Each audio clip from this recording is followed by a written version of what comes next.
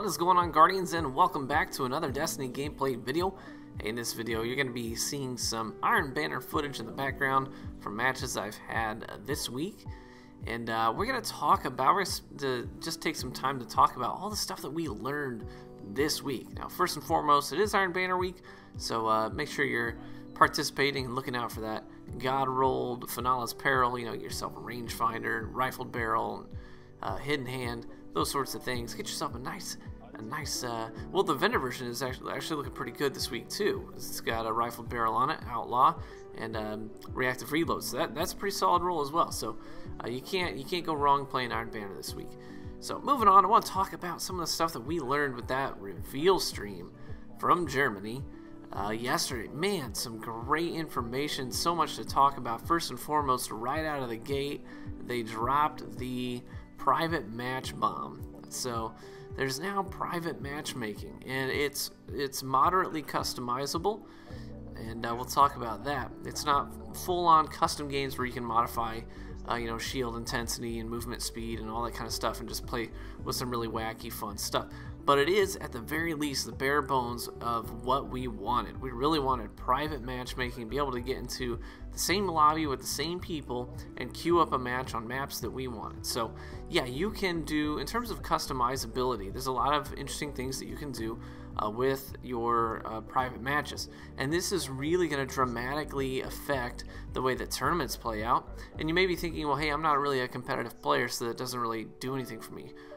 This is honestly great for the casual gamer as well. Very good for the casual gamer. It's so much fun to be able just to pit yourself against your friends and do some just fun, friendly scrimmages, and not have to worry about doing all the you know, the orbit game, you know, that we had to do. Get into orbit, search at the same time, get in the same party, mute each other, all that business. All that is done and away with the private matchmaking. So you can get against your friends, you can go 1v1, you can go 1v3, you can just do a lot of fun things. So I will tell you that I didn't get to go and try this stuff out early. I know a lot of YouTubers did, and so they probably have a little bit better content on their channels in terms of the accuracy of you know, you being able to see how this plays out. So they got to do that stuff hands-on. I did not. That's okay. I'm in it for the love of the game, not the love of the fame, so I'm not mad about that at all. In fact, a number of the YouTubers that were invited to go out and try these features out for themselves are YouTubers who have been really well established in this community and have a long-standing relationship with Bungie themselves, and they are repeat visitors, so really happy for them. A number of them are friends of mine. I couldn't be happier for them. So I will tell you that first and foremost, some of these guys have some great content out on their channels that you should check out because they got early access. And if you want to see it in action, go to their channels and view it for yourself. But this video is just sort of my take on what we heard from the reveal. So with the private matchmaking, one of the things that I think we're going to see is a change to how the tournaments and competitive gameplay, how they play out. Because it used to be you go to Classic 3v3, and you get what you get. It could be skirmish, it could be salvage, but the thing is you just don't capture the relic and salvage. So that meant that you could have a short game or you could have a really stinking long salvage game that generally comes down to time being expired, not hitting the score cap. That does happen from time to time, but generally time just expires, so you end up playing these really long matches. Now you're not going to see that anymore. I think what they're going to do, in my opinion, my guess is that what they're going to do is they're going to do 3v3 skirmishes, and they're going to up the score cap. So I'm thinking maybe up it from 5k to 6k. So you'll have a little bit more action, a little bit longer matches, but it's not going to be as long as if you were in a salvage match like that used to play out. Another thing that's going to change is map rotation. So you had to get what you got, right, in terms of maps in the classic 3v3 game mode. So there were a lot of maps that aren't in that rotation, and now you're adding more maps into competitive play, which is fantastic. It's exactly what we want. So I don't know if they're going to pick a map rotation or how that's going to look exactly, but I'm really interested to see how that's going to play out. Now, along with the private matches, MLG even came out and said that they were going to be hosting game battles on Destiny. Now that that's a feature, they can start exploring what competitive Destiny is going to look like. So I think this is a step in the right direction. I think that some people are going to have a hard time viewing Destiny as competitive, and that's certainly on them. That's definitely an okay opinion to have. But at the very least, we're taking steps in the right direction for Destiny 2. And I think that maybe when Destiny 2 comes around, we're gonna see things like ranked playlists and really get into that competitive environment. And it's also going to be good for the casual gamer, because that's fewer of the intense players that you're going to be running into in casual matchmaking. So also when Destiny 2 comes around, you're going to get a spike in the player base. So your matchmaking is going to be much nicer, like it used to be in year 1 Destiny, when the population of the community was significantly larger. So all in all, I'm really looking forward to Rise of Iron. Between the private matches and the community player base that's going to be increasing as it does whenever DLC hits, this is going to be a good thing for the Crucible, absolutely. I think that Rise of Iron is a Crucible lover's dream come true. So very pumped about that. We got some early looks at some exotics that are coming out. I have to say the pulse rifle looks really interesting. The one that on a precision kill lets out some energy that tracks almost like a skip grenade, these red skip grenades sort of things that come out of the opponent that you kill with the precision hit, and then they track a nearby enemy. So that's an interesting thing. I think it looks like it's going to be more effective than Firefly, but we're not entirely sure. We haven't seen it in PvP. We don't know the radius. We don't know how close the enemies have to be to each other. But at the very least, we're getting new exotics to play with, which is super exciting to me. I'm a huge fan of anything that's unique. I like creativity when it comes to games, and so I'm really looking forward to getting my hands on these things. Now, if you're not a Crucible lover, hey, that's fine too, because I gotta be honest, the PvE content for Rise of Iron is really interesting to me. And, you know, I'm primarily, almost exclusively a PvP player, but I do really enjoy the PvE experience in Destiny. I always have. In year 1, in fact, I initially started out this game playing dramatically more PvE than PvP. It took me a while to get into the PvP in this game, surprisingly. Very happy that I did, but the PvE content was super interesting to me right off the bat, between the raids and the strikes, and even the story missions and grinding out the dailies and that sort of thing. I was really into that.